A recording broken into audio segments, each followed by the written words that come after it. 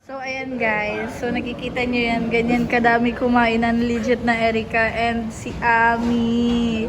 Ayan. Diba? Mga patay gutom G-Peg. So, yan guys. Day na yan is kumain lang kami ng ang friend ko. And pumunta kami sa Mang Inasal. Dumiretso kami doon para kumain. And nag-ikot-ikot kami dahil galing kami niyan sa school. So, yan.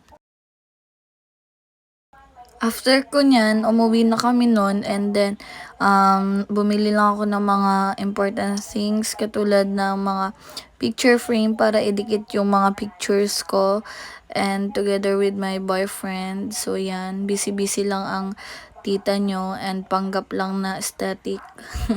Yan. So, ayan, for the lagay-lagay lang and yun.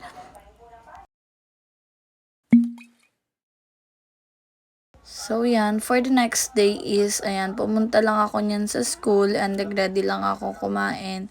And for the gutom ang tita nyo and for the lapang lang, walang pakialam sa mundo and feel na feel niya yung luto niya and feel niya talaga is walang bukas sa pagkain.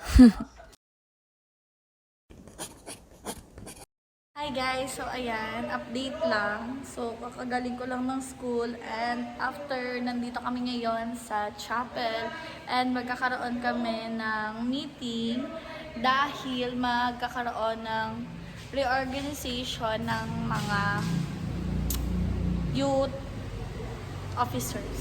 So yan, wala pa sila guys. So hinihintay lang namin ni Ate Ella. Bye! Update ko kayo mamaya. Jerome Silva, the new president for My profession.